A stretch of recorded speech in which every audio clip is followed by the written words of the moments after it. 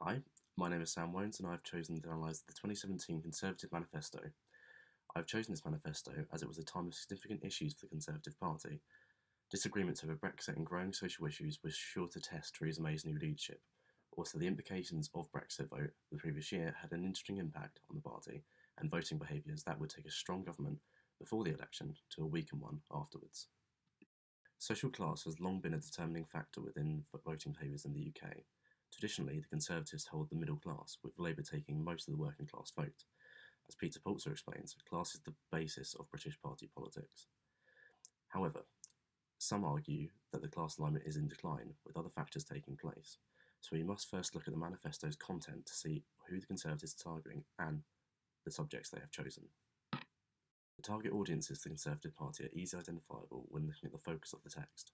Firstly, there is a strong mention of hard-working families throughout from start to finish, with a lot of policies impacting this demographic. This can be seen in an increase in living wage, increased rights and protections for workers, raising the personal allowance threshold, and support with childcare for parents returning to work after maternity or paternity leave. Traditional working class families, therefore, are a key part of the rhetoric for this manifesto. Secondly, the ageing population is mentioned several times, with a lot of policies seen to solve this issue. Further pension security and increases, winter fuel allowance reform, along with other new means-tested benefits and a new investment into social care of £2 billion. Thirdly, those favouring a strong Brexit deal are made promises that are leaving the EU with plans in place to bring home nations closer together, as well as adapt to life on a global scale once again. Therefore, trying to keep hold of the Leave voters from the referendum from the year before has been a key part of the manifesto also. So we can identify three key demographics targeted in the manifesto: working families, the older generations, and Leave voters from Brexit. Chosen to focus on, as well as those chosen to ignore, can also tell us about a party's motives. It is possible to see which issues they are giving time to, which shows which voters they are trying to bring back into the party and those to maintain. As always, there is a heavy focus on the economy, specifically the lowering of taxes for lower paid workers, small businesses and the self-employed, as well as lowering incorporation tax by 2020. This shows they are trying to keep the image of that business can trust the Conservative Party, and also drawing those at the lower end of the scale who would not traditionally vote for them. There is also a heavy focus on the NHS and issues surrounding mental health, which was an issue that has come under scrutiny for the majority of the Conservatives' time since the coalition of 2010. Therefore, they are trying to win over those whom had issue over the approach to the NHS prior to the election, and strong promises like £8 billion extra funding over the next 5 years, better standards for workers, and a new mental health bill to help with the growing problems across all ages is a clear indication of a focus, a change in focus for the Conservative Party. Whilst this shows a shift in focus for the Conservative Party, there are also issues ignored which can also be identified. Firstly, and what is a usual approach by the party, there is no mention of the giant social changes regarding sexuality. The focus is on traditional nuclear families and not with any support for the same-sex families or other issues arising from this, which is a growing social cause that is difficult to ignore. It seems that this demographic has been swept under the rug after the issue of same-sex marriage was solved.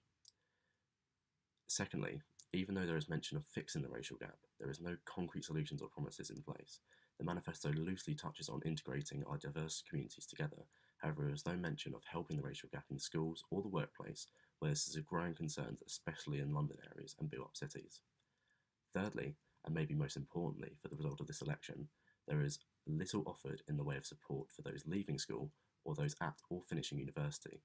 This group of 18 to 24-year-olds is a growing political influence, and the omission from this manifesto will provide further issues for the party, especially where other parties have increased their focus on this age group, like the Labour Party. Looking over the manifesto, it's possible to see who the Conservative Party are drawing their focus to in regards to social class. The results of the election will shed light on voting behaviour further, but we must understand the different explanations of voting behaviour and social class also before we look at this. As explained in the introduction of Pulitzer, there is an additional explanation that splits the middle class with the Conservatives, apart from the working class and the Labour Party. This changed in the 1970s with research by Richard Rose in Intellectual Behaviour, a Comparative Handbook, showing that occupational class disappears as a predictor of partisanship, with other social structure variables becoming more important as time goes on. This theory continues throughout the rest of the century and up until more recent years. There are reasons behind this, namely the centralisation of both Conservative and Labour ideologies, both parties seeming to adapt similar policies away from any extreme ends of the political spectrum. Labour's adaptation to Thatcher's market strategies and encouragement of extreme wealth in banking, and the Conservatives conforming to social pressures over social issues like same-sex marriage bill passed through Parliament in 2013 show a significant change in party ideology and party direction.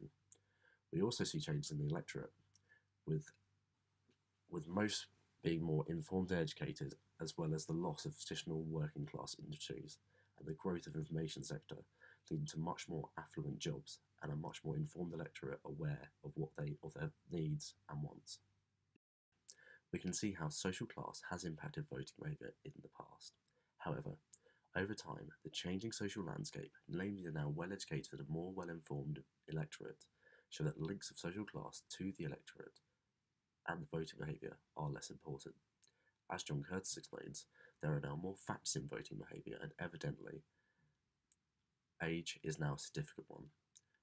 The swing of votes towards the Labour Party in the 18 to 25 age range shows the importance of this age group and the mistakes made in the Conservative Manifesto by not applying much of the content towards this age group. However, other recent factors, like the Brexit referendum, mean that valence and issue voting has to be looked into also. Valence voting is a dominant explanation for understanding the general election voting behaviour in the UK. Originating from Donald Stokes in his shared work with David Butler, Political Change in Britain, it explains how the electorate sees political parties as potential management teams and how they are judged on their ability to take care and deal with issues dominating society.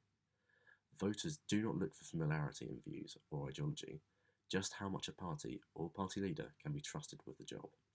This brings a focus on the confidence in the party, public image, professionalism, and general gravitas of the leader. Issue voting, on the other hand, explains how voters pick parties based on having similar views to one another.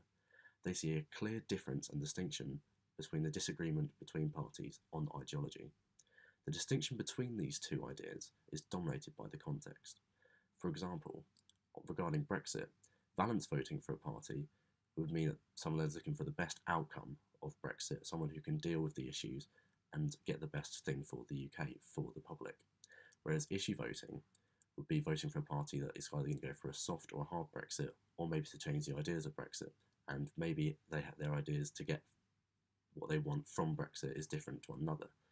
It's not a big difference, but it's a significant difference, because you're not looking for someone to go away and just do what you and trust them and just do what they think they can do. You're looking for someone who can do different views, as with issue voting. Evidence of valence voting in initiatives in the Conservative Manifesto can be seen throughout. There is an underlying mention of a strong and stable leadership regarding most topics of the manifesto.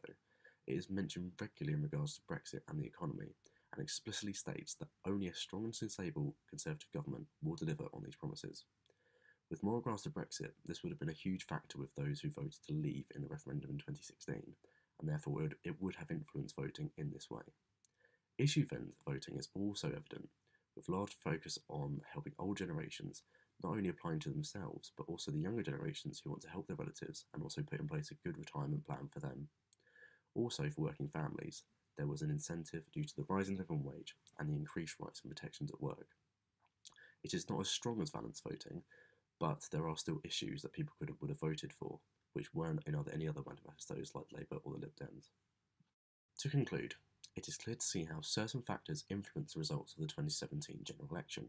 Social class factors do, to an extent, still have some relevance over voting behaviour, but as Curtis and Rose suggest earlier on, there are other factors that determine the elections also. For example, age hugely impacted the election results. Views over immigration and Brexit also would have changed results and had a clear distinction between the rise of Conservative voters in manual, skilled labour jobs. This links to views on Brexit. However, it must be mentioned that the influence of voting behaviour regarding class is too complicated in modern times to specify other factors like background, education, ethnicity, age, location. All of these determining political views and factors influence voting behaviour. It is not just social class anymore. In terms of issue voting, it seems that it has less influence on relevant results in favour of Conservatives and instead works against them, with huge increase in young voters siding with Labour after the Conservative Manifesto failed to address them. Balance voting, therefore, seems to be the strongest factor in favour of the Conservatives, as the middle-aged to old generations sought a strong and stable leadership to guide Britain through complications of Brexit. And balance voting applies to this, obviously, as they are looking for a team that can best provide the best outcome from Brexit. However, in modern times, it is clear to see there are too many variables to determine one dominating influence of voting behaviour in the UK. Thank you.